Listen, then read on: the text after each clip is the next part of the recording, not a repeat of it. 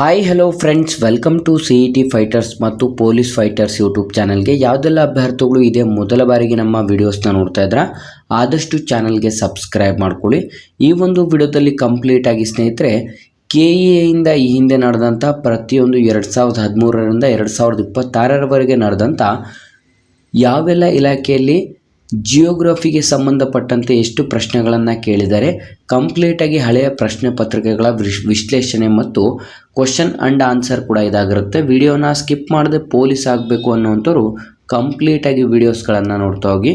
ಬನ್ನಿ, ಈಗ ನಾವು ಈ ಒಂದು ಜಿಯೋಗ್ರಫಿಗೆ ಸಂಬಂಧಪಟ್ಟಂತೆ ಮೊದಲನೇ ಪ್ರಶ್ನೆಯನ್ನು ನೋಡಿದ್ರೆ, ಮಿಲ್ಕಿ ವೇಗೆ ಹತ್ತಿರವಿರುವಂಥ ಗ್ಯಾಲಕ್ಸಿ ಯಾವುದು ಸ್ನೇಹಿತರೆ? ಮಿಲ್ಕಿ ವೇಗೆ ಹತ್ತಿರವಿರುವಂಥ ಗ್ಯಾಲಕ್ಸಿ ಯಾವುದು ಅಂತ ಇಲ್ಲಿ ಪ್ರಶ್ನೆ ಕೇಳಲಾಗಿರುತ್ತೆ. ಸರಿಯಾದಂಥ ಉತ್ತರ ಆಪ್ಷನ್ ಬಿ, ಆಂಡ್ರೋಮೆಡಾ ಗ್ಯಾಲಕ್ಸಿ ಸ್ನೇಹಿತರೆ. ಆಂಡ್ರೋಮೆಡಾ ಗ್ಯಾಲಕ್ಸಿ ಸರಿಯಾದಂಥ ಉತ್ತರ ಕೂಡ ಆಗಿರುತ್ತೆ. ಹಾಗಾಗಿ ಆಪ್ಷನ್ ಬಿ ಸರಿಯಾದಂಥ ಉತ್ತರ ಕೂಡ ಆಗಿರುತ್ತದೆ. ನೆಕ್ಸ್ಟ್ ಎರಡನೇ ಪ್ರಶ್ನೆ, ಚುಟಕ್ ಎನ್ನುವಂಥ ಈ ಒಂದು ಹೈಡ್ರೋ ಎಲೆಕ್ಟ್ರಿಕ್ ಸಸ್ಯ ಯಾವ ರಾಜ್ಯ ಅಥವಾ ಕೇಂದ್ರಾಡಳಿತ ಪ್ರದೇಶದಲ್ಲಿ ಕಂಡು ಬರುತ್ತದೆ? ಚುಟಕ್ ಎನ್ನುವಂಥ ಈ ಒಂದು ಹೈಡ್ರೋ ಎಲೆಕ್ಟ್ರಿಕ್ ಸಸ್ಯ ಈ ಕೆಳಕಂಡ ಯಾವ ರಾಜ್ಯ ಅಥವಾ ಕೇಂದ್ರಾಡಳಿತ ಪ್ರದೇಶದಲ್ಲಿ ಕಂಡು ಬರುತ್ತೆ ಅಂತ ಪ್ರಶ್ನೆ ಆಗಿರುತ್ತೆ. ಸರಿಯಾದಂಥ ಉತ್ತರ ಆಪ್ಷನ್ ಎ, ಲಡಾಖಲ್ಲಿ ಕಂಡು ಬರುತ್ತೆ. ಆಪ್ಷನ್ ಎ, ಲಡಾಖಲ್ಲಿ ಕಂಡು ಬರುವಂಥ ಈ ಒಂದು ಹೈಡ್ರೋ ಎಲೆಕ್ಟ್ರಿಕ್ ಸಸ್ಯ ಕೂಡ ಇದಾಗಿರುತ್ತೆ. ನೆಕ್ಸ್ಟ್ ಮೂರನೇ ಪ್ರಶ್ನೆ, ಈ ಕೆಳಗಿನ ಯಾವ ರಾಜ್ಯದಲ್ಲಿ ಅಧಿಕ ಉಷ್ಣ ವಿದ್ಯುತ್ ಸ್ಥಾವರಗಳಿವೆ ಸ್ನೇಹಿತರೆ? ಈ ಕೆಳಗಿನ ಯಾವೊಂದು ರಾಜ್ಯಗಳಲ್ಲಿ ಅಧಿಕ ಉಷ್ಣ ವಿದ್ಯುತ್ ಸ್ಥಾವರಗಳು ಇವೆ ಅಂತ ಇಲ್ಲಿ ಪ್ರಶ್ನೆ ಕೇಳಲಾಗಿರುತ್ತೆ. ಸರಿಯಾದಂಥ ಉತ್ತರ ಆಪ್ಷನ್ ಎ, ಮಹಾರಾಷ್ಟ್ರದ ಮುಂಬೈಯಲ್ಲಿ. ಆಪ್ಷನ್ ಎ, ಮಹಾರಾಷ್ಟ್ರದ ಮುಂಬೈಯಲ್ಲಿ ನೀವು ಕಾಣಬಹುದಾಗಿರುತ್ತೆ. ಹಾಗಾಗಿ ಆಪ್ಷನ್ ಎ ಸರಿಯಾದಂಥ ಉತ್ತರ ಕೂಡ ಆಗಿರುತ್ತದೆ. ನೆಕ್ಸ್ಟ್ ನಾಲ್ಕನೇ ಪ್ರಶ್ನೆ, ಬ್ರಹ್ಮಪುತ್ರ ನದಿಯ ಉಗಮ ಸ್ಥಾನ ಯಾವುದು ಸ್ನೇಹಿತರೆ? ಬ್ರಹ್ಮಪುತ್ರ ನದಿಯ ಉಗಮ ಸ್ಥಾನ ಯಾವುದು ಅಂತ ಇಲ್ಲಿ ಪ್ರಶ್ನೆ ಆಗಿರುತ್ತೆ. ಸರಿಯಾದಂಥ ಉತ್ತರ ಆಪ್ಷನ್ ಸಿ, ಅಂಗಸಿ ಸ್ನೇಹಿತರೆ. ಆಪ್ಷನ್ ಸಿ, ಅಂಗಸಿ ಇಲ್ಲಿ ಸರಿಯಾದಂಥ ಉತ್ತರವಾಗಿರುತ್ತೆ. ಸ್ನೇಹಿತರೆ, ಪ್ರತಿಯೊಂದು ಎಕ್ಸಾಮ್ಸಲ್ಲೂ ಕೂಡ ನಿಮಗೆ ತುಂಬ ಇಂಪಾರ್ಟೆಂಟಾಗಿ ಯಾವೆಲ್ಲ ಒಂದು ನದಿಗಳಿದ್ದಾವೆ, ಆ ಒಂದು ನದಿಗಳ ಉಗಮ ಸ್ಥಾನ ಯಾವುದು ಅಂತಲೂ ಕೂಡ ಪ್ರತಿಯೊಂದು ಎಕ್ಸಾಮ್ಸಲ್ಲಿ ಆಲ್ಮೋಸ್ಟ್ ನಿಮಗೆ ಈ ಒಂದು ಪ್ರಶ್ನೆಗಳು ಬರ್ತಾನೆ ಇರುತ್ತೆ. ಹಾಗಾಗಿ ನೀವು ಯಾವೆಲ್ಲ ನದಿಗಳ ಒಂದು ಉಗಮ ಸ್ಥಾನ ಎಲ್ಲಿದೆ ಅಂತ ನಾವು ನೋಡ್ತಾ ಹೋಗೋದ್ರೆ, ಮೊದಲನೇದಾಗಿ ಗೋದಾವರಿ ನದಿ. ಗೋದಾವರಿಯ ನದಿಯ ಉಗಮ ಸ್ಥಾನ ತ್ರಯಂಬಕೇಶ್ವರದಲ್ಲಿ ನಾವು ಗೋದಾವರಿ ನದಿಯ ಉಗಮ ಸ್ಥಾನವನ್ನು ಕಾಣಬಹುದಾಗಿರುತ್ತೆ. ನೆಕ್ಸ್ಟ್ ಸೋನ್ ನದಿದು ಎಲ್ಲಿ ಬರುತ್ತೆ ಅಂತ ನಾವು ನೋಡಿದ್ರೆ, ಸೋನ್ ನದಿಯ ಅಮರಕಂಟಕದಲ್ಲಿ ನಾವು ಉಗಮ ಸ್ಥಾನವನ್ನು ಕಾಣಬಹುದಾಗಿರುತ್ತದೆ. ನೆಕ್ಸ್ಟ್ ತಪತಿ ನದಿದು ಎಲ್ಲಿ ಬರುತ್ತದೆ ಅಂತ ನೋಡೋದಾದ್ರೆ ಸ್ನೇಹಿತರೆ, ಮುಲ್ತಾಯಿ ಎಂಬಂಥ ಪ್ರದೇಶದಲ್ಲಿ ಕಂಡು ಬರುತ್ತದೆ. ನೆಕ್ಸ್ಟ್ ಚಂಬಲ್ ನದಿದು ಜನಪಾವೋ ಪರ್ವತದಲ್ಲಿ ಕಂಡು ಬರುತ್ತದೆ. ನೆಕ್ಸ್ಟ್ ಗಂಗಾ ನದಿದು ಗಂಗೋತ್ರಿಯಲ್ಲಿ ಕಂಡು ಬರುತ್ತದೆ. ಗಂಗೋತ್ರಿಯಲ್ಲಿ ಕಂಡು ಬಂದರೆ ಯಮುನಾ ನದಿದು ಯಮುನೋತ್ರಿಯಲ್ಲಿ ಕಂಡು ಬರುತ್ತದೆ ಸ್ನೇಹಿತರೆ. ಯಮುನಾ ನದಿದು ಯಮುನೋತ್ರಿ. ಮೊದಲನೇದಾಗಿ ಗೋದಾವರಿ ನದಿ ತ್ರಯಂಬಕೇಶ್ವರ, ಸೋನ್ ನದಿ ಅಮರಕಂಟಕ, ನೆಕ್ಸ್ಟ್ ತಪತಿ ನದಿ ಮುಲ್ತಾಯಿಯಲ್ಲಿ ಕಂಡು ಬರುತ್ತದೆ. ನೆಕ್ಸ್ಟ್ ಚಂಬಲ್ ನದಿ ಜನಪಾವೋ ಪರ್ವತದಲ್ಲಿ, ಗಂಗಾ ನದಿ ಗಂಗೋತ್ರಿ, ಯಮುನಾ ನದಿ ಯಮುನೋತ್ರಿ. ಇವಿಷ್ಟು ಕೂಡ ಈ ಒಂದು ನದಿಗಳ ಒಂದು ಉಗಮ ಸ್ಥಾನ ಕೂಡ ಆಗಿರುತ್ತೆ. ಸ್ನೇಹಿತರೆ, ಕಂಪ್ಲೀಟಾಗಿ ಪ್ರತಿಯೊಂದನ್ನು ಕೂಡ ನೀವು ಇಂಪಾರ್ಟೆಂಟಾಗಿ ತಿಳ್ಕೊಬೇಕಾಗಿರುತ್ತೆ. ಅವರು ಯಾವುದೇ ಕೇಳಿದ್ರು ಕೂಡ ನೀವು ಆನ್ಸರ್ ಮಾಡುವಂಥ ಕೆಪಾಸಿಟಿಯನ್ನು ಹೊಂದಿರಬೇಕಾಗಿರುತ್ತೆ. ನೆಕ್ಸ್ಟ್ ಐದನೇ ಪ್ರಶ್ನೆ ಕಡೆಗೆ ಬರೋದಾದರೆ, ಈ ಕೆಳಗಿನ ಯಾವ ರಾಜ್ಯವು ಅಧಿಕ ಪ್ರಮಾಣದಲ್ಲಿ ರಾಸಾಯನಿಕ ಗೊಬ್ಬರವನ್ನು ಬಳಸುತ್ತದೆ ಸ್ನೇಹಿತರೆ? ಈ ಕೆಳಕಂಡ ಯಾವ ಒಂದು ರಾಜ್ಯವು ಅತಿ ಹೆಚ್ಚಿನ ಒಂದು ರಾಸಾಯನಿಕ ಗೊಬ್ಬರವನ್ನು ಬಳಸುತ್ತದೆ ಅಂತ ಪ್ರಶ್ನೆ ಆಗಿರುತ್ತೆ. ಸರಿಯಾದಂಥ ಉತ್ತರ ಆಪ್ಷನ್ ಬಿ, ಪಂಜಾಬಿ ಸರಿಯಾದಂಥ ಉತ್ತರವಾಗಿರುತ್ತೆ ಸ್ನೇಹಿತರೆ. ಪಂಜಾಬಲ್ಲಿ ಅತಿ ಹೆಚ್ಚು ಫರ್ಟಿಲೈಸರನ್ನು ಯೂಸ್ ಮಾಡುವಂಥ ಒಂದು ರಾಜ್ಯ ಕೂಡ ಆಗಿರುತ್ತೆ. ಹಾಗಾಗಿ ಆಪ್ಷನ್ ಬಿ ಸರಿಯಾಗಿರುತ್ತೆ. ನೆಕ್ಸ್ಟ್ ಆರನೇ ಪ್ರಶ್ನೆ, ಬನಿಹಾಲ್ ಪಾಸ್ ಯಾವ ರಾಜ್ಯದಲ್ಲಿ ಕಂಡು ಬರುತ್ತದೆ ಸ್ನೇಹಿತರೆ? ಇವಿಷ್ಟು ಕೂಡ ತುಂಬ ಇಂಪಾರ್ಟೆಂಟ್ ಆಗಿರುತ್ತೆ. ಈ ಒಂದು ಬನಿಹಾಲ್ ಪಾಸ್ ಎಂಬುವಂಥದ್ದು ಯಾವ ರಾಜ್ಯದಲ್ಲಿ ಕಂಡು ಬರುತ್ತದೆ ಅಂತ ಪ್ರಶ್ನೆ ಆಗಿರುತ್ತೆ. ಸರಿಯಾದಂಥ ಉತ್ತರ ಆಪ್ಷನ್ ಡಿ, ಜಮ್ಮು ಮತ್ತು ಕಾಶ್ಮೀರದಲ್ಲಿ ಸ್ನೇಹಿತರೆ. ಆಪ್ಷನ್ ಡಿ, ಜಮ್ಮು ಮತ್ತು ಕಾಶ್ಮೀರದಲ್ಲಿ ಕಂಡು ಬರುತ್ತೆ ಸ್ನೇಹಿತರೆ. ಪ್ರತಿಯೊಂದು ಎಕ್ಸಾಮ್ಸಲ್ಲೂ ಅಷ್ಟೇ ನಿಮಗೆ ತುಂಬ ಇಂಪಾರ್ಟೆಂಟಾಗಿ ಯಾವೆಲ್ಲ ಒಂದು ಪಾಸ್ಗಳು ಬರುತ್ತೆ, ಆ ಒಂದು ಪಾಸ್ಗಳಿಗೆ ಏನೆಲ್ಲ ಒಂದು ಸಂಬಂಧಪಟ್ಟಿದೆ ಮತ್ತು ಯಾವ ರಾಜ್ಯದಲ್ಲಿ ಕಂಡು ಬರುತ್ತೆ ಅಂತಲೂ ಕೂಡ ಪ್ರಶ್ನೆ ಕೂಡ ಕೇಳಲಾಗುತ್ತದೆ. ಹಾಗಾಗಿ ನಾವು ಪ್ರಮುಖವಾದಂಥ ಪಾಸ್ಗಳನ್ನು ನೋಡ್ತಾ ಹೋಗೋದಾದರೆ ಬೋಂಬಿಡಲ ಪಾಸ್ ಸ್ನೇಹಿತರೆ. ಬೋಂಬಿಡಲ ಪಾಸ್ ಇದು ಎಲ್ಲಿ ಕಂಡು ಬರುತ್ತದೆ ಅಂತಂದರೆ ಅರುಣಾಚಲ ಪ್ರದೇಶದಲ್ಲಿ ಕಂಡು ಬರುತ್ತದೆ. AR ಅಂತ ಬರೆದಿರ್ತೀನಿ, ಅರುಣಾಚಲ ಪ್ರದೇಶ್ ಸರಿಯಾಗಿರುತ್ತೆ. ನೆಕ್ಸ್ಟ್ ದಿಹಾಂಗ್ ಪಾಸ್ ಅನ್ನುವಂಥದ್ದು ಎಲ್ಲಿ ಕಂಡು ಬರುತ್ತದೆ ಅಂತ ನೋಡಿದ್ರೆ ಇದು ಕೂಡ ಅರುಣಾಚಲ ಪ್ರದೇಶದಲ್ಲಿ ಕಂಡು ಬರುತ್ತದೆ. ದಿಹಾಂಗ್ ಪಾಸ್ ಮತ್ತು ಬೋಂಬಿಡಲ ಪಾಸ್ ಎರಡು ಅರುಣಾಚಲ ಪ್ರದೇಶ. ನೆಕ್ಸ್ಟ್ ಜಿಲೆಪಾಲ್ ಪಾಸ್ ಎಲ್ಲಿ ಬರುತ್ತದೆ ಅಂತ ನೋಡಿದ್ರೆ ಇದು ಸಿಕ್ಕಿಂ ಅಲ್ಲಿ ಕಂಡು ಬರುತ್ತದೆ ಸ್ನೇಹಿತರೆ. ಸಿಕ್ಕಿಂ ಅಲ್ಲಿ ಕಂಡು ಬರುವಂಥದ್ದು ಜಿಲೆಪಾಲ್ ಪಾಸ್ ಸರಿಯಾಗಿರುತ್ತೆ. ನೆಕ್ಸ್ಟ್ ಖಾಡುಂಗ್ ಎಂಬುವಂಥ ಈ ಒಂದು ಪಾಸ್ ಎಲ್ಲಿ ಕಂಡು ಬರುತ್ತದೆ ಅಂತಂದರೆ ಲಡಾಖಲ್ಲಿ ಕಂಡು ಬರುತ್ತದೆ ಸ್ನೇಹಿತರೆ. ಲಡಾಖಲ್ಲಿ ಕಂಡು ಬರುತ್ತದೆ. ನೆಕ್ಸ್ಟ್ ನಾಥುಲಾ ಪಾಸ್ ಸ್ನೇಹಿತರೆ. ನಾಥುಲಾ ಪಾಸ್ ಇದು ವೆರಿ ಇಂಪಾರ್ಟೆಂಟ್ ಆದಂಥ ಪಾಸ್ ಆಗಿರುತ್ತೆ. ನಾಥುಲಾ ಪಾಸ್ ಯಾವ ರಾಜ್ಯದಲ್ಲಿದೆ ಅಂತ ಇದು ಕೂಡ ಸಿಕ್ಕಿಮಲ್ಲಿ ಕಂಡು ಬರುತ್ತದೆ.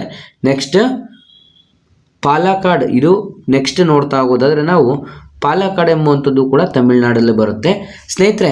ಇದಿಷ್ಟು ಪ್ರಮುಖವಾದಂಥ ಒಂದು ಪಾಸ್ಗಳು. Nathula pass Sikkim, next Khardung pass Ladakh, Jelepla pass Sikkim, Dihang pass Arunachal Pradesh, Bomdila pass Arunachal ಪ್ರದೇಶ. ಇದಿಷ್ಟು ಕೂಡ ಇಂಪಾರ್ಟೆಂಟ್ ಆದಂಥ ಒಂದು ಪಾಸ್ಗಳಾಗಿರುತ್ತೆ. ಹಾಗಾಗಿ ಕಂಪ್ಲೀಟಾಗಿ ಈ ಒಂದು ಪಾಸ್ಗಳು ಯಾವೆಲ್ಲ ಸ್ಟೇಟ್ಸ್ಗಳಲ್ಲಿದೆ ಅಂತಲೂ ಕೂಡ ತಿಳ್ಕೊಬೇಕು. ಯಾಕಂದರೆ ಪ್ರೀವಿಯಸ್ ಎಕ್ಸಾಮ್ಸಲ್ಲಿ ತುಂಬ ಎಕ್ಸಾಮ್ಸಲ್ಲಿ ರಿಪೀಟೆಡ್ ಆಗಿರುವಂಥ ಪ್ರಶ್ನೆಗಳಾಗಿರುತ್ತೆ. ನೆಕ್ಸ್ಟ್ 7ನೇ ಪ್ರಶ್ನೆ, ರಾಷ್ಟ್ರೀಯ ಜಲಮಾರ್ಗ 2 ಯಾವ ನದಿಯಲ್ಲಿ ಹಾದು ಹೋಗುತ್ತದೆ ಸ್ನೇಹಿತರೆ? ಇದು ಕೂಡ ತುಂಬ ಇಂಪಾರ್ಟೆಂಟ್ ಆದಂಥ ಪ್ರಶ್ನೆ ಆಗಿರುತ್ತೆ. ನಾನಿಲ್ಲಿ ಯಾವೆಲ್ಲ ಪ್ರಶ್ನೆಗಳನ್ನು ತಿಳಿಸ್ತೀನಿ ಇವೆಲ್ಲವೂ ಕೂಡ ಆಲ್ಮೋಸ್ಟ್ 99% ಪ್ರತಿಯೊಂದು ಎಕ್ಸಾಮ್ಸಲ್ಲಿ ಮೋಸ್ಟ್ ರಿಪೀಟೆಡ್ ಆಗಿರುವಂಥ ಪ್ರಶ್ನೆಗಳಾಗಿರುತ್ತೆ ಸ್ನೇಹಿತರೆ. ರಾಷ್ಟ್ರೀಯ ಜಲಮಾರ್ಗ 2 ಇದು ಎಲ್ಲಿ ಕಂಡು ಬರುತ್ತದೆ ಅಂತ ನೋಡಿದ್ರೆ ಸರಿಯಾದಂಥ ಉತ್ತರ ಆಪ್ಷನ್ ಎ, ಬ್ರಹ್ಮಪುತ್ರ ನದಿಯಲ್ಲಿ ಕಂಡು ಬರುತ್ತದೆ. ಆಪ್ಷನ್ ಎ, ಬ್ರಹ್ಮಪುತ್ರ ನದಿಯಲ್ಲಿ ಈ ಒಂದು ರಾಷ್ಟ್ರೀಯ ಜಲಮಾರ್ಗ 2 ಹಾದು ಹೋಗುತ್ತದೆ. ಹಾಗಾಗಿ ಆಪ್ಷನ್ ಎ ಸರಿಯಾದಂಥ ಉತ್ತರವಾಗಿರುತ್ತೆ. ನೆಕ್ಸ್ಟ್ 8ನೇ ಪ್ರಶ್ನೆ, ಫಂಗೈಗಳ ಅಧ್ಯಯನವನ್ನು ಏನೆಂದು ಕರೆಯುತ್ತಾರೆ ಸ್ನೇಹಿತರೆ? ಫಂಗೈಗಳ ಅಧ್ಯಯನವನ್ನು ಏನೆಂದು ಕರೆಯುತ್ತಾರೆ ಅಂತ ಇಲ್ಲಿ ಪ್ರಶ್ನೆ ಕೂಡ ಕೇಳಲಾಗಿರುತ್ತೆ. ಸರಿಯಾದಂಥ ಉತ್ತರ ಆಪ್ಷನ್ ಸಿ, ಮೈಕಾಲಜಿ ಸ್ನೇಹಿತರೆ. ಆಪ್ಷನ್ ಸಿ, ಮೈಕಾಲಜಿ ಸರಿಯಾದಂಥ ಉತ್ತರವಾಗಿರುತ್ತೆ. ವೈರಸ್ಗಳ ಬಗ್ಗೆ ಅಧ್ಯಯನ ಮಾಡೋದಕ್ಕೆ ವೈರಾಲಜಿ ಅಂತಲೂ ಕೂಡ ಕರೆಯಲಾಗುತ್ತದೆ. ನೆಕ್ಸ್ಟ್ ಪ್ರಾಣಿಗಳ ಬಗ್ಗೆ ಅಧ್ಯಯನ ಮಾಡೋದಕ್ಕೆ ಜುವಾಲಜಿ ಅಂತಲೂ ಕೂಡ ಕರೆಯಲಾಗುತ್ತೆ. ನೆಕ್ಸ್ಟ್ ಪಕ್ಷಿಗಳ ಬಗ್ಗೆ ಅಧ್ಯಯನ ಮಾಡೋದಕ್ಕೆ ಆರ್ನಿಥಾಲಜಿ ಅಂತ ಕರೆಯಲಾಗುತ್ತೆ ಸ್ನೇಹಿತರೆ. ಇದ್ರ ಎಲ್ಲವನ್ನು ಕೂಡ ನೀವು ತಿಳ್ಕೊತಾ ಹೋದರೆ ಪ್ರತಿಯೊಂದು ಆಪ್ಷನ್ಸ್ಗಳ ಬಗ್ಗೆನೂ ಕೂಡ ನೀವು ತಿಳ್ಕೊಂಡಿದ್ರೆ ನೆಕ್ಸ್ಟ್ ಯಾವುದೇ ಒಂದು ಕ್ವಶನ್ಸ್ ಕೇಳಿದರೂ ಕೂಡ ನೀವು ಆನ್ಸರ್ ಮಾಡುವಂಥ ಕೆಪಾಸಿಟಿನ ಹೊಂದ್ಕೊತೀರಾ. ನೆಕ್ಸ್ಟ್ 9ನೇ ಪ್ರಶ್ನೆ, 2ನೇ ಪಂಚವಾರ್ಷಿಕ ಯೋಜನೆ ಅವಧಿಯಲ್ಲಿ ಈ ಕೆಳಗಿನ ಯಾವ ಒಂದು ಉಕ್ಕಿನ ಸ್ಥಾವರವು ಜರ್ಮನಿಯ ಸಹಭಾಗಿತ್ವದಲ್ಲಿ ಸ್ನೇಹಿತರೆ, ಜರ್ಮನಿ ಸಹಭಾಗಿತ್ವದಲ್ಲಿ ಸ್ಥಾಪಿಸಲಾಗಿರುತ್ತೆ ಅಂತ ಇಲ್ಲಿ ಪ್ರಶ್ನೆ ಕೂಡ ಕೇಳಲಾಗಿರುತ್ತೆ. ಸರಿಯಾದಂಥ ಉತ್ತರ ಆಪ್ಷನ್ ಸಿ, ರೂರ್ಕೆಲಾ ಉಕ್ಕಿನ ಸ್ಥಾವರ. ಆಪ್ಷನ್ ಸಿ, ರೂರ್ಕೆಲಾ ಉಕ್ಕಿನ ಸ್ಥಾವರವು ಜರ್ಮನಿಯ ಸಹಯೋಗದೊಂದಿಗೆ ಸ್ಥಾಪನೆ ಕೂಡ ಮಾಡಲಾಗಿರುತ್ತೆ. ಹಾಗಾಗಿ ಆಪ್ಷನ್ ಸಿ ಸರಿಯಾದಂಥ ಉತ್ತರ ಕೂಡ ಆಗಿರುತ್ತೆ. ನೆಕ್ಸ್ಟ್ 10ನೇ ಪ್ರಶ್ನೆ, ಕರ್ಕಾಟಕ ಸಂಕ್ರಾಂತಿ ವೃತ್ತ ಭಾರತದ ಎಷ್ಟು ರಾಜ್ಯಗಳೊಂದಿಗೆ ಹಾದು ಹೋಗುತ್ತದೆ ಸ್ನೇಹಿತರೆ? ಇದು ಮೋಸ್ಟ್ ಇಂಪಾರ್ಟೆಂಟ್ ಪ್ರಶ್ನೆ ಆಗಿರುತ್ತೆ.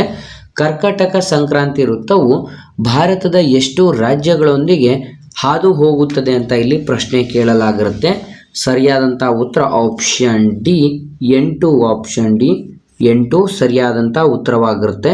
ಸ್ನೇಹಿತರೆ, ಈ ಒಂದು ರಾಜ್ಯಗಳು ಯಾವೆಲ್ಲ ಅಂತ ಯಾವ ರೀತಿ ನೀವು ಜ್ಞಾಪನ ಇಟ್ಕೋಬೇಕು ಅಂತಂದರೆ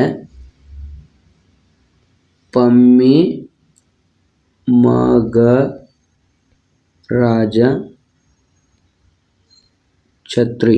ಸ್ನೇಹಿತರೆ, ಪಮ್ಮಿ ಮಗರಾಜ ಛತ್ರಿ ಅನ್ನೋದನ್ನ ನೀವು ಜ್ಞಾಪನ ಇಟ್ಕೊಂಡ್ರೆ ಸಾಕು. ಆ 8 ಸ್ಟೇಟ್ಸ್ಗಳು ಯಾವುದು ಅಂತಲೂ ಕೂಡ ನೀವು ಜ್ಞಾಪನ ಇಟ್ಕೋಬಹುದಾಗಿರುತ್ತೆ. ಯಾವ 8 ಸ್ಟೇಟ್ಸ್ಗಳ ಮೇಲೆ ಹಾದು ಹೋಗುತ್ತದೆ ಅಂತೇನಾದರೂ ಪ್ರಶ್ನೆ ಕೇಳಿದರೆ ನಿಮಗೆ ಸ್ಟೇಟ್ಸ್ಗಳ ಹೆಸರು ಗೊತ್ತಿದ್ರೆ ನೀವು ಟಿಕ್ ಮಾಡ್ಬೋದಾಗಿರುತ್ತೆ. ಇಲ್ಲಿ ನೀವೇನು ಮಾಡ್ತೀರಾ, ಎಷ್ಟು ಸ್ಟೇಟ್ಸ್ಗಳು ಅಂತ ಕೇಳಿರೋದ್ರಿಂದ 8 ಸ್ಟೇಟ್ಸ್ಗಳನ್ನು ಅಂತ ನೀವು ಗುರುತಿಸ್ಬೋದು.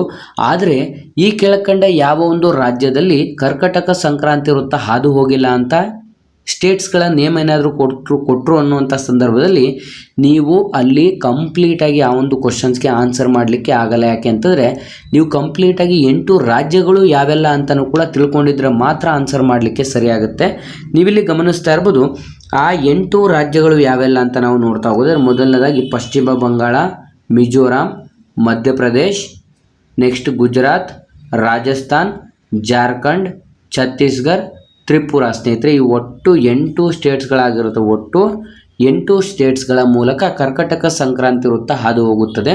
ಹಾಗಾಗಿ ಇದಕ್ಕೆ ಒಂದು ಫಾರ್ಮುಲಾ ಕೂಡ ಇದೆ. ಪಮ್ಮಿ ಮಗರಾಜ ಛತ್ರಿ. ಪ ಅಂತಂದರೆ ಪಶ್ಚಿಮ ಬಂಗಾಳ, ಮಿ ಅಂತಂದರೆ ಮಿಜೋರಾಂ, ಮ ಅಂತಂದರೆ ಮಧ್ಯಪ್ರದೇಶ, ಗ ಅಂತಂದರೆ ಗುಜರಾತ್, ರ ಅಂತಂದರೆ ರಾಜಸ್ಥಾನ, ಜ ಅಂತಂದರೆ ಜಾರ್ಖಂಡ್, ಛ ಅಂತಂದರೆ ಛತ್ತೀಸ್ಗಢ, ತ್ರಿ ಅಂತಂದರೆ ತ್ರಿಪುರ. ಇದಿಷ್ಟು ಕೂಡ ಪಮ್ಮಿ ಮಗರಾಜ ಛತ್ರಿ ಅನ್ನೋಂಥ ಸರಿಯಾದಂಥ ಉತ್ತರವಾಗಿರುತ್ತೆ. ಒಟ್ಟು 8 ಸ್ಟೇಟ್ಸ್ಗಳನ್ನು ಒಳಗೊಂಡಿರುತ್ತದೆ. ಹಾಗಾಗಿ ಆಪ್ಷನ್ ಡಿ ಸರಿಯಾದಂಥ ಉತ್ತರ ಕೂಡ ಆಗಿರುತ್ತೆ.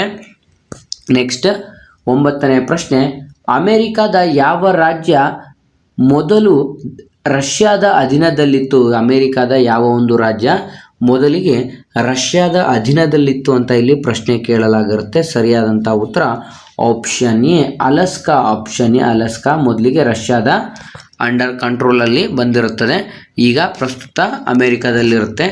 ನೆಕ್ಸ್ಟ್ 12ನೇ ಪ್ರಶ್ನೆ, ಈ ಕೆಳಗಿನ ಯಾವ ಪರ್ವತ ಶ್ರೇಣಿಯು ಅಸ್ಸಾಂನಲ್ಲಿದೆ? ಸ್ನೇಹಿತರೆ, ಇದು ಕೂಡ ತುಂಬ ಇಂಪಾರ್ಟೆಂಟ್ ಆಗಿರುತ್ತೆ.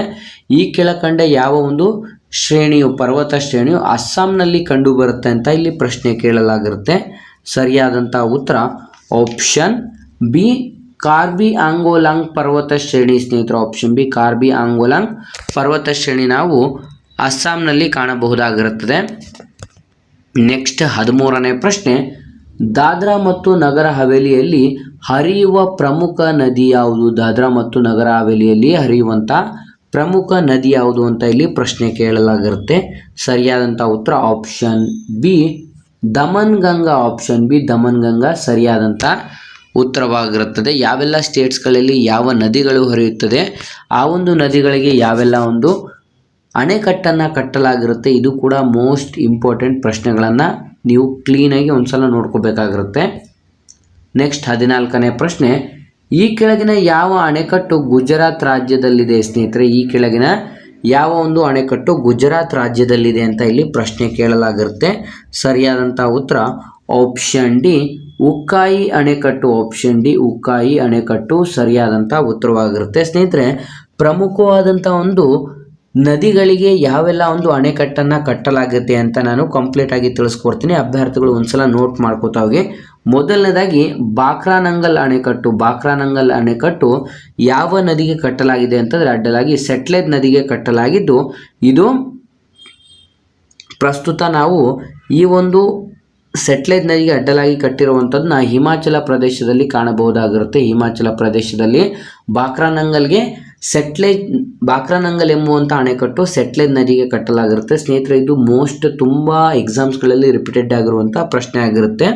ನೆಕ್ಸ್ಟ್ ನೋಡೋದಾದರೆ ಬಾಗ್ಲಿಹಾರ. ನೆಕ್ಸ್ಟ್ ಬಾಗ್ಲಿಹಾರ ಎಂಬುವಂಥದ್ದು ಯಾವ ನದಿಗೆ ಅಂತ ನೋಡಿದ್ರೆ ಸ್ನೇಹಿತರೆ, ಇದು ಜಮ್ಮು ಕಾಶ್ಮೀರದಲ್ಲಿದೆ. ಜಮ್ಮು ಕಾಶ್ಮೀರದಲ್ಲಿ ಚೆನಾಬ್ ನದಿಗೆ ಕಟ್ಟಲಾಗಿರುತ್ತೆ. ಚೆನಾಬ್ ನದಿಗೆ ಕಟ್ಟಲಾಗಿರುವಂಥ ಒಂದು ಅಣೆಕಟ್ಟಾಗಿರುತ್ತೆ. ನೆಕ್ಸ್ಟ್ ಹಾರಂಗಿ ಅಣೆಕಟ್ಟು. ಹಾರಂಗಿ ಅನ್ನೋದು ಇದು ನಮ್ಮ ಕರ್ನಾಟಕದಲ್ಲಿರುವಂಥ ಒಂದು ಅಣೆಕಟ್ಟು ಕೂಡ ಆಗಿರುತ್ತದೆ. ನೆಕ್ಸ್ಟ್ ಶ್ರೀಶೈಲಂ ಎಂಬುವಂಥ ಅಣೆಕಟ್ಟು. ನೆಕ್ಸ್ಟ್ ಶ್ರೀಶೈಲಂ ಎಂಬುವಂಥ ಈ ಒಂದು ಅಣೆಕಟ್ಟು ಇದೆಲ್ಲಿದೆ ಅಂತಂದರೆ ತೆಲಂಗಾಣ ಮತ್ತು ಆಂಧ್ರ ಪ್ರದೇಶದ ನಡುವೆ ಕೃಷ್ಣಾ ನದಿಗೆ ಕಟ್ಟಲಾಗಿರುತ್ತದೆ. ಇದನ್ನು ಹೊರತುಪಡಿಸಿ ನಾವು ಉರಿ ಎಂಬುವಂಥ ಅಣೆಕಟ್ಟನ್ನು ನೋಡಿದರೆ ಉರಿ ಎಂಬುವಂಥ ಅಣೆಕಟ್ಟು ಇದು ಕಂಪ್ಲೀಟಾಗಿ ಜೀಲಂ ನದಿಗೆ ಅಡ್ಡಲಾಗಿ ಕಟ್ಟಲಾಗಿರುತ್ತೆ. ಇದನ್ನು ನಾವು ಜಮ್ಮು ಮತ್ತು ಕಾಶ್ಮೀರದಲ್ಲಿ ಕಾಣಬಹುದಾಗಿರುತ್ತೆ. ಸ್ನೇಹಿತರೆ, ಮೊದಲನೇದಾಗಿ ಬಾಕ್ರಾನಂಗಲ್ ಇದು ಸಟ್ಲೆಜ್ ನದಿಗೆ ಹಿಮಾಚಲ ಪ್ರದೇಶದಲ್ಲಿರುತ್ತೆ. ನೆಕ್ಸ್ಟ್ ಬಾಗ್ಲಿಹಾರ ಜಮ್ಮು ಕಾಶ್ಮೀರದಲ್ಲಿ ಚೆನಾಬ್ ನದಿಗೆ, ಹಾರಂಗಿ ಕರ್ನಾಟಕ, ಶ್ರೀಶೈಲಂ ತೆಲಂಗಾಣ ಮತ್ತು ಆಂಧ್ರ ಪ್ರದೇಶದ ನಡುವೆ ಕೃಷ್ಣಾ ನದಿಗೆ, ಉರಿ ಎಂಬುವಂಥದ್ದು ಜೀಲಂ ನದಿಗೆ. ಇದು ಜಮ್ಮು ಮತ್ತು ಕಾಶ್ಮೀರದಲ್ಲಿ ಕಂಡುಬರುತ್ತೆ ಸ್ನೇಹಿತರೆ. ಇವಿಷ್ಟು ಕೂಡ ನಾನು ಏನೆಲ್ಲ ತಿಳಿಸ್ತಾ ಇದ್ದೀನಿ ಪ್ರತಿಯೊಂದು ಕೂಡ ಇಂಪಾರ್ಟೆಂಟ್ ಆಗಿರುವಂಥದ್ದಾಗಿರುತ್ತೆ. ಯಾಕೆಂದರೆ ಮುಂದಿನ ದಿನಗಳಲ್ಲಿ KEಯಿಂದ ನಡೆಸ್ತಿರುವಂಥ ಎಕ್ಸಾಮ್ಸ್ ಆಗಿರೋದ್ರಿಂದ ಕಂಪ್ಲೀಟಾಗಿ ನಿಮಗೆ ಎಲಾಬ್ರೇಟಾಗಿ ಬರುತ್ತೆ. ಹಾಗಾಗಿ ನಾನು ಪ್ರತಿಯೊಂದು ಆಪ್ಷನ್ಸ್ಗಳನ್ನು ಕೂಡ ಎಲಾಬ್ರೇಟಾಗಿ ತಿಳಿಸ್ತಾ ಹೋಗ್ತಾ ಇದ್ದೀನಿ. ನೆಕ್ಸ್ಟ್ 15ನೇ ಪ್ರಶ್ನೆ, ಭದ್ರಾ ವನ್ಯಜೀವಿ ಅಭಯಾರಣ್ಯ ಯಾವ ರಾಜ್ಯದಲ್ಲಿದೆ ಸ್ನೇಹಿತರೆ? ಭದ್ರಾ ವನ್ಯಜೀವಿ ಅಭಯಾರಣ್ಯ ಈ ಕೆಳಕಂಡ ಯಾವ ಒಂದು ರಾಜ್ಯದಲ್ಲಿದೆ ಅಂತ ಪ್ರಶ್ನೆ ಆಗಿರುತ್ತೆ. ಸರಿಯಾದಂಥ ಉತ್ತರ ಆಪ್ಷನ್ ಬಿ, ಕರ್ನಾಟಕದಲ್ಲಿ ಕಾಣಬಹುದಾಗಿರುತ್ತೆ. ಆಪ್ಷನ್ ಬಿ ಕರ್ನಾಟಕ ಸರಿಯಾದಂಥ ಉತ್ತರವಾಗಿರುತ್ತೆ. ಸ್ನೇಹಿತರೆ, ನಮ್ಮ ಭಾರತ ದೇಶದಲ್ಲಿ ಯಾವೆಲ್ಲ ಸ್ಟೇಟ್ಸ್ಗಳಲ್ಲಿ ನ್ಯಾಷನಲ್ ಪಾರ್ಕ್ಸ್ಗಳಿದೆ, ಆ ಒಂದು ನ್ಯಾಷನಲ್ ಪಾರ್ಕ್ಸ್ಗಳು ಯಾವಾಗ ಸ್ಥಾಪನೆ ಆಯಿತು, ಇವೆಲ್ಲವೂ ಕೂಡ ನಿಮಗೆ ತುಂಬ ಇಂಪಾರ್ಟೆಂಟ್ ಆಗಿರುತ್ತೆ. ಆ ಒಂದು ನ್ಯಾಷನಲ್ ಪಾರ್ಕ್ಸ್ನ ಬಗ್ಗೆ ಕಂಪ್ಲೀಟಾಗಿ ಒಂದು ಸಪ್ರೇಟ್ ಆದಂಥ ವಿಡಿಯೋ ಕೂಡ ಮಾಡಿದ್ದೀನಿ. ಅದ್ರ ಬಗ್ಗೆನೂ ಕೂಡ ನೀವು ನ್ಯಾಷನಲ್ ಪಾರ್ಕ್ನ ಬಗ್ಗೆ ಒಂದ್ಸಲ ಚೆಕ್ ಮಾಡ್ಕೊಳ್ಳಿ. ನೆಕ್ಸ್ಟ್ 16ನೇ ಪ್ರಶ್ನೆ, ಯಾವ ಚಾನಲ್ ಅಂಡಮಾನ್ ಮತ್ತು ನಿಕೋಬಾರ್ ದ್ವೀಪಗಳನ್ನು ಬೇರ್ಪಡಿಸುತ್ತದೆ ಸ್ನೇಹಿತರೆ? ಇದು ಕೂಡ ತುಂಬ ಬಾರಿ ರಿಪೀಟೆಡ್ ಆಗಿರುವಂಥ ಪ್ರಶ್ನೆ ಆಗಿದೆ. ಯಾವ ಒಂದು ಚಾನಲ್ ಅಂಡಮಾನ್ ಮತ್ತು ನಿಕೋಬಾರ್ ದ್ವೀಪಗಳನ್ನು ಬೇರ್ಪಡಿಸುತ್ತದೆ ಅಂತ ಇಲ್ಲಿ ಪ್ರಶ್ನೆ ಕೇಳಲಾಗಿರುತ್ತೆ. ಸರಿಯಾದಂಥ ಉತ್ತರ option B 10 degree channel. Option B 10 degree channel ಸರಿಯಾದಂಥ ಉತ್ತರವಾಗಿರುತ್ತೆ. 8 ಡಿಗ್ರಿ ಚಾನಲ್ ಇದು ಯಾವುದನ್ನೆಲ್ಲ ಬೇರ್ಪಡಿಸುತ್ತದೆ ಅಂತ ನಾವು ನೋಡ್ತಾ ಹೋಗೋದಾದರೆ ಸ್ನೇಹಿತರೆ, 8 ಡಿಗ್ರಿ ಚಾನಲ್ ಎನ್ನುವಂಥದ್ದು ಮಿನಿಕಾಯ, ಲಕ್ಷದ್ವೀಪ್ ಮತ್ತು ಮಾಲ್ಡೀವ್ಸ್ ದ್ವೀಪಗಳನ್ನು ಬೇರ್ಪಡಿಸ್ತಾ ಹೋಗುತ್ತೆ. ನೆಕ್ಸ್ಟ್ ಇದನ್ನು ಹೊರತುಪಡಿಸಿ ನಾವು ಪಾಕ್ ಜಲಸಂಧಿ ಅನ್ನುವಂಥದ್ದು ಭಾರತ ಮತ್ತು ಶ್ರೀಲಂಕಾ, ಇಂಡಿಯಾ ಮತ್ತು ಶ್ರೀಲಂಕಾದ ನಡುವೆ ಕಾಣಬಹುದಾಗಿರುತ್ತೆ. ನಾವು ಶ್ರೀಲಂಕಾದ ನಡುವೆ ಇದನ್ನು ಕಾಣಬಹುದಾಗಿರುತ್ತೆ. ಅದೇ ರೀತಿ ನೀವು ತುಂಬ ಜನ ಅಭ್ಯರ್ಥಿಗಳು ಕನ್ಫ್ಯೂಸ್ ಆಗುವಂಥದ್ದು ಎಲ್ಲಿ ಅಂತಂದರೆ, ಪಾಕ್ ಜಲಸಂಧಿ ಅಂತ ಅಂದ ತಕ್ಷಣ ನೀವು ಭಾರತ ಮತ್ತು ಪಾಕಿಸ್ತಾನ ಅಂತ ತಿಳ್ಕೊತೀರ. ಆದರೆ ಭಾರತ ಮತ್ತು ಪಾಕಿಸ್ತಾನದ ನಡುವೆ ಬಾರ್ಡರ್ನ ಶೇರ್ ಮಾಡಿರುವಂಥ ಅಂತಂದರೆ ಆ ಒಂದು ಬಾರ್ಡರ್ಗೆ ಏನೆಂದು ಕರೆಯಲಾಗುತ್ತದೆ ಅಂತಂದರೆ ರ್ಯಾಡ್ ಕ್ಲಿಪ್ ರೇಖೆ ಅಂತ ಕರೆಯಲಾಗುತ್ತೆ. ಪಾಕ್ ಜಲಸಂಧಿ ಭಾರತ ಮತ್ತು ಶ್ರೀಲಂಕಾದ ನಡುವೆ ಆಗಿದ್ದರೆ ಭಾರತ ಮತ್ತು ಪಾಕಿಸ್ತಾನದ ನಡುವೆ ರ್ಯಾಡ್ ಕ್ಲಿಪ್ ರೇಖೆ ಸರಿಯಾದಂಥ ಉತ್ತರವಾಗಿರುತ್ತೆ.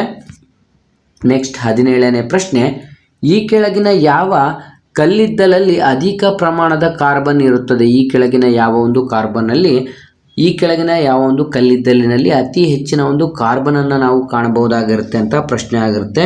ಸರಿಯಾದಂಥ ಉತ್ತರ ಆಪ್ಷನ್ ಎ ಆಂಥ್ರಾಸೈಟ್. ಆಪ್ಷನ್ ಎ ಇದು ಅತ್ಯಂತ ಪ್ಯೂರೆಸ್ಟ್ ಆದಂಥ ಒಂದು ಕಲ್ಲಿದ್ದಲಿನ ರೂಪ ಕೂಡ ಆಗಿರುತ್ತೆ. ಹಾಗಾಗಿ ಆಪ್ಷನ್ ಎ ಸರಿಯಾದಂಥ ಉತ್ತರವಾಗಿರುತ್ತೆ.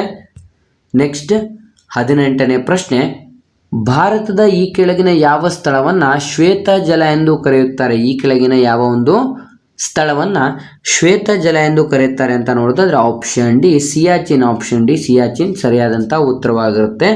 ನಮ್ಮ ಭಾರತದ ಅತ್ಯಂತ ಎತ್ತರದ ಯುದ್ಧ ಪ್ರದೇಶ ಅಂತಾನೂ ಕೂಡ ಕೇಳಿದ್ರೆ ಸಿಯಾಚಿನ್. ಆಪ್ಷನ್ ಡಿ ಸರಿಯಾದಂಥ ಉತ್ತರವಾಗಿರುತ್ತದೆ. ನೆಕ್ಸ್ಟ್ 19ನೇ ಪ್ರಶ್ನೆ, ಭಾರತದ ಯಾವ ರಾಜ್ಯ ಬಾಂಗ್ಲಾದೇಶದಿಂದ 3 ಕಡೆಯಿಂದ ಸುತ್ತುವರೆದಿದೆ ಸ್ನೇಹಿತರೆ? ಇದು ತುಂಬ ಇಂಪಾರ್ಟೆಂಟ್ ಅಂತಂದರೆ ಒಂದು 2 ರಿಂದ 3 ಸರಿ ರಿಪೀಟೆಡ್ ಆಗಿರುವಂಥ ಪ್ರಶ್ನೆ ಕೂಡ ಆಗಿರುತ್ತೆ.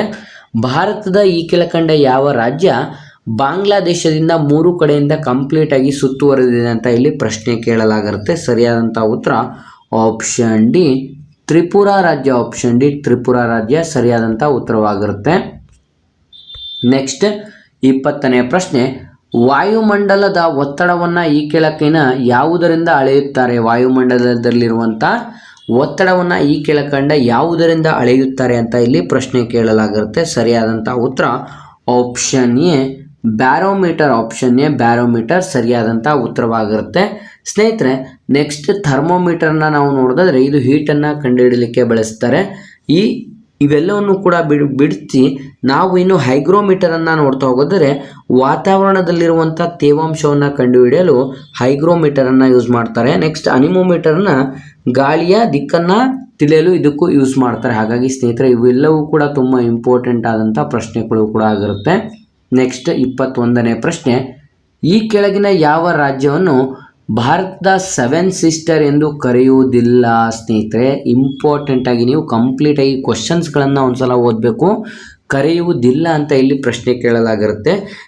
ಸ್ನೇಹಿತರೆ, ನಾವು ಈ ಒಂದು 7 ಸಿಸ್ಟರ್ಸ್ನ ರಾಜ್ಯಗಳು ಯಾವುದೆಲ್ಲ ಅಂತ ಮೊದಲಿಗೆ ನಾವು ನೋಡ್ತಾ ಹೋಗೋದಾದ್ರೆ ಫಸ್ಟಿಗೆ ಬರುವಂಥದ್ದು ಅರುಣಾಚಲ ಪ್ರದೇಶ. ಆಪ್ಷನ್ ಎ ಅಂತಂದರೆ ಅರುಣಾಚಲ ಪ್ರದೇಶ ಬರುತ್ತದೆ. ನೆಕ್ಸ್ಟ್ ನಾಗಾಲ್ಯಾಂಡ್ ಬರುತ್ತದೆ. ಅದಾದ ನಂತರ ಮಣಿಪುರ ಬರುತ್ತದೆ. ಅದಾದ ನಂತರ ಮಿಜೋರಾಂ ಬರುತ್ತದೆ. ನೆಕ್ಸ್ಟ್ ತ್ರಿಪುರ. ಅದಾದ ನಂತರ ಅಸ್ಸಾಂ ಬರುತ್ತದೆ. ನೆಕ್ಸ್ಟ್ ಮೇಘಾಲಯ ಕೂಡ ಬರುತ್ತದೆ. ಸ್ನೇಹಿತರೆ, ಇಲ್ಲಿ ಯಾವುದೆಲ್ಲ ಅಂತಂದರೆ ಮೊದಲದಾಗಿ ಅರುಣಾಚಲ ಪ್ರದೇಶ, ನಾಗಾಲ್ಯಾಂಡ್, ಮಣಿಪುರ, ಮಿಜೋರಾಂ, ತ್ರಿಪುರ, ಅಸ್ಸಾಂ, ಮೇಘಾಲಯ ಇವೆಲ್ಲವೂ ಕೂಡ 7 ಸಿಸ್ಟರ್ಸ್ನ ಒಂದು ಸ್ಟೇಟ್ಸ್ಗಳಾಗಿರುತ್ತೆ. ಇವಿಷ್ಟು ಕೂಡ 7 ಸಿಸ್ಟರ್ ಸ್ಟೇಟ್ಸ್ಗಳಾಗಿದ್ದರೆ ಇಲ್ಲಿ ಅವ್ರು ಕೇಳಿರುವಂಥದ್ದು ಏನು ಅಂತಂದರೆ ಯಾವುದು 7 ಸಿಸ್ಟರ್ ಸ್ಟೇಟ್ ಅಲ್ಲ ಅಂತ ಇಲ್ಲಿ ಪ್ರಶ್ನೆ ಆಗಿರುತ್ತೆ. ಹಾಗಾಗಿ ನಾವು 7 ಸಿಸ್ಟರ್ನ ಒಂದು ಸ್ಟೇಟ್ ಯಾವುದು ಅಲ್ಲ ಅಂತ ನೋಡ್ತಾ ಹೋಗೋದಾದರೆ ಇಲ್ಲಿ ನೀವು ಗಮನಿಸ್ತಾ ಇರ್ಬೋದು 7 ಸಿಸ್ಟರ್ನ ಸ್ಟೇಟ್ಸ್ ಯಾವುದು ಅಲ್ಲ ಅಂತಂದರೆ ಆಪ್ಷನ್ ಸಿ ಪಶ್ಚಿಮ ಬಂಗಾಳ. ಆಪ್ಷನ್ ಸಿ ಪಶ್ಚಿಮ ಬಂಗಾಳ ಆಗಿರೋದಿಲ್ಲ. ಹಾಗಾಗಿ ಆಪ್ಷನ್ ಸಿ ಸರಿಯಾಗಿರುತ್ತೆ. ನೆಕ್ಸ್ಟ್ 22ನೇ ಪ್ರಶ್ನೆ, 1960ರಲ್ಲಿ ಕೆಳಗಿನ ಯಾವ ಸ್ಥಳದಲ್ಲಿ ಸಿಂಧೂ ನದಿ ಒಪ್ಪಂದ ಆಯಿತು? ಸ್ನೇಹಿತರೆ, ಸಿಂಧೂ ನದಿ ಒಪ್ಪಂದ ಭಾರತ ಮತ್ತು ಪಾಕಿಸ್ತಾನದ ನಡುವೆ ಆಗಿರುತ್ತೆ. ಹಾಗಾಗಿ ಇಲ್ಲಿ ನಾವು ಗಮನಿಸ್ಬೋದು ಆಪ್ಷನ್ ಡಿ ಕರಾಚಿ ಸರಿಯಾದಂಥ ಉತ್ತರ ಕೂಡ ಆಗಿರುತ್ತೆ. ನೆಕ್ಸ್ಟ್ 23ನೇ ಪ್ರಶ್ನೆ,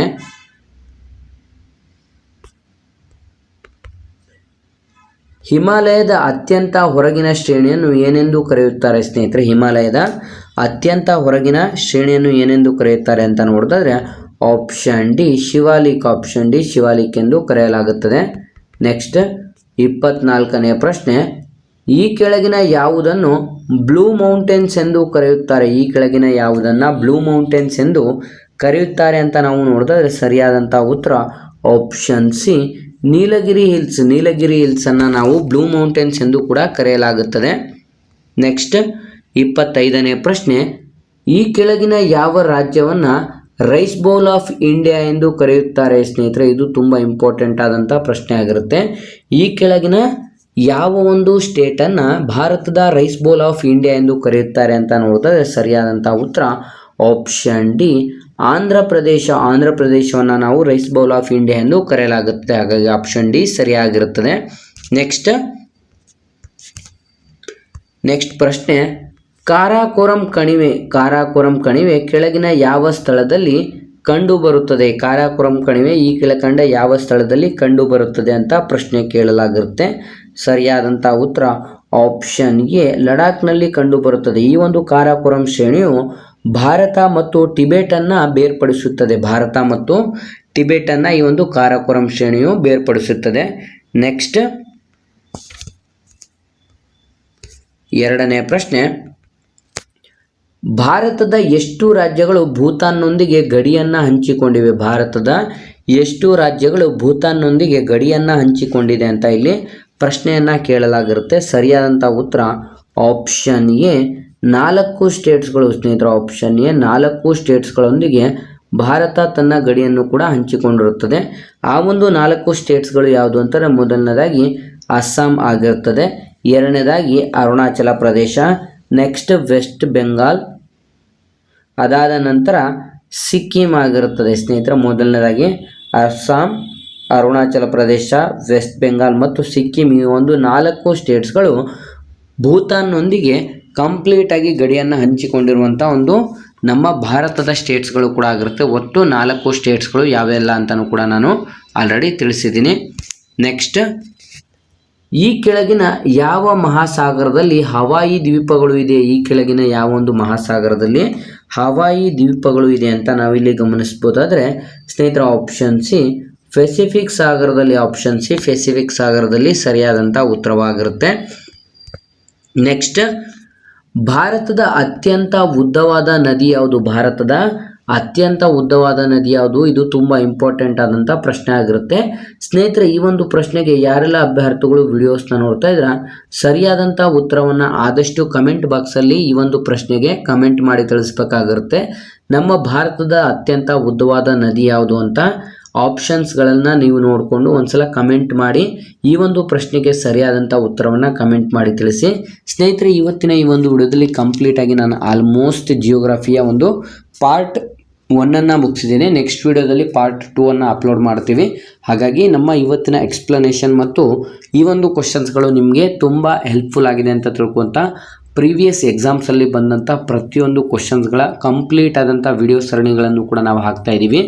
ಆದಷ್ಟು ನಮ್ಮ ಪೊಲೀಸ್ ಫೈಟರ್ಸ್ ಯೂಟ್ಯೂಬ್ ಚಾನಲ್ಗೆ ಸಬ್ಸ್ಕ್ರೈಬ್ ಮಾಡ್ಕೊಳ್ಳೋದ್ರಿಂದ ನಿಮಗೆ ಕಂಪ್ಲೀಟಾಗಿ ಪೊಲೀಸ್ ಕಾನ್ಸ್ಟೇಬಲ್ಗೆ ಬೇಕಿರುವಂಥ ಕಂಪ್ಲೀಟ್ ಪ್ಯಾಕೇಜ್ ಕೂಡ ಅವೈಲೇಬಲ್ ಇದೆ. ಹಾಗಾಗಿ ಆದಷ್ಟು ವಿಡಿಯೋನ ನೋಡಿ ಮತ್ತು ವಿಡಿಯೋನ ಲೈಕ್ ಮಾಡಿ ಹಾಗೂ ನಮ್ಮ ಚಾನಲ್ಗೆ ಸಬ್ಸ್ಕ್ರೈಬ್ ಮಾಡ್ಕೊಳ್ಳಿ ಅಂತ ತಿಳಿಸ್ತಾ ಇದ್ದೀವಿ ಸ್ನೇಹಿತರೆ.